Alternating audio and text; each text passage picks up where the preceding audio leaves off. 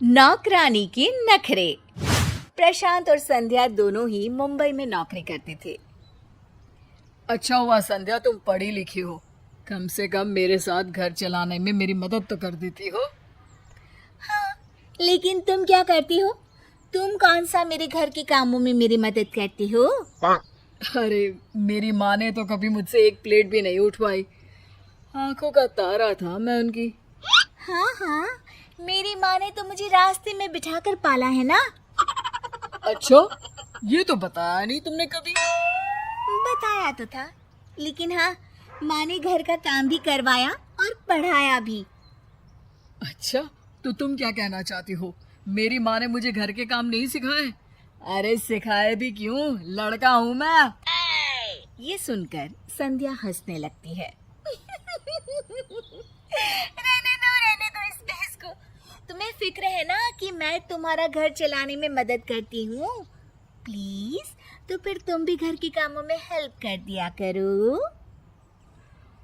अरे बाप रे, ठीक है, मैं कल ही तुम्हारी इस समस्या का समाधान कर दूंगा। अगले दिन। अरे आओ आओ संध्या, देखो तो कौन आया है। अरे ये कौन है? आपके कोई रिश्तेदार है क्या? बताया नहीं आपने। नहीं संध्या, ये हमारी हेल्पर है। घर के कामों में ये आंटी तुम्हारी मदद करेंगी। अरे लेकिन मुझे तो टाइम से ऑफिस जाना जरूरी होता है, फिर कैसे मैं मैनेज करूंगी? अरे तू काहे को मैनेज करेगी? अपन है ना, सब संभाल लेगा।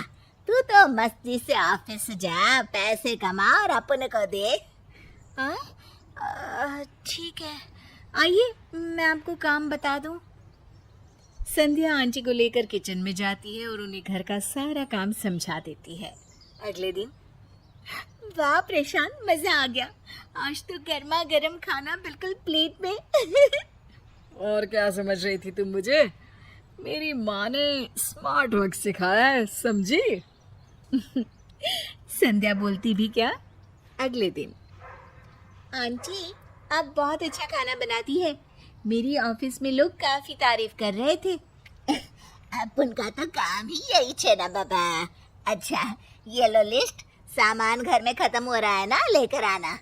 हाँ हाँ, लेकर आऊंगा आंटी। दोनों के दिन इसी तरह आराम से कट रहे थे। एक शाम। अच्छा संध्या बेटा, मैं जाती हूँ, खाना बना कर रख दिया है और ये बिजली का बिल है, भर देना वरना बत्ती कट जाएगी।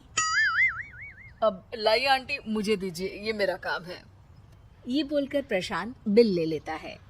एक दिन प्रशांत की माँ का फोन आता है। अरे प्रशांत, क्या हाल है बेटा? माँ को तो भूल ही गया। अरे कल ही तो बात हुई थी माँ। वैसे माँ, हम लोगों ने ना घर में एक हेल्पर रख ली है, बिल्कुल तुम्हारे जैसा खाना बनाती है वो आंटी। मेरा तो पेट भी बाहर निकल आया है, कल से जिम ज्वाइन करना पड़ेगा। अच्छा, तो तेरी बीवी क्या करती है ऑफिस से आकर? उससे खाना ना बनाया जाता है? अरे माँ, वो भी तो थकती है ना जैसे मैं थकता हूँ। और मुझे तो तूने काम करना सिखाया नहीं, वरना साथ में उसकी भी मदद कर देता। अब अकेले कितना काम करेगी वो? अरे जोरू का गुलाम, देखा नहीं था कैसे तेरे पापा सारे वक्त खाट तोड़ते थे और मैं चक्की पीसती थी। अरे वो कौन सा उठ कर आ जाते थे। तू तो शहर में रहता है, थोड़ा पैसा बचाया कर बेटा। तभी वहां संध्या आ जाती है। प्रशांत, मुझे तुमसे बात करनी है। प्रशांत फोन रख देता है। हाँ बोलो, क्या हुआ? अरे पिछले 2 महीने से हम लोगों के खर्चे कितने बढ़ गए हैं, समझ में नहीं आ रहा कि पैसे जा कहाँ रहे। अरे ये जो तुम मोटी हो रही हो ना, ऐसे ही नहीं हो रही हो। अरे मजाक छोड़ो प्रशांत। अच्छा ये बताओ, आज आंटी नहीं आई? नहीं आई होंगी, कोई बात नहीं मैडम, कभी खुद भी किचन का रुख कर लिया करो। संध्या किचन में जाती है तो दंग रह जाती है। प्रशांत, ये देखो तो पूरा किचन कितना गंदा है और यहाँ तो राशन का कुछ भी सामान नहीं है। क्या बनाऊं? न चावल है, न दाल, न आटा। अरे कैसी बात कर रही हो? अभी 10 दिन पहले ही तो मैं सामान लेकर आया हूँ। तभी आंटी आ जाती है। हाँ साहब, अपन बोलने ही वाला था कि राशन का पूरा सामान फिर से लाना होगा।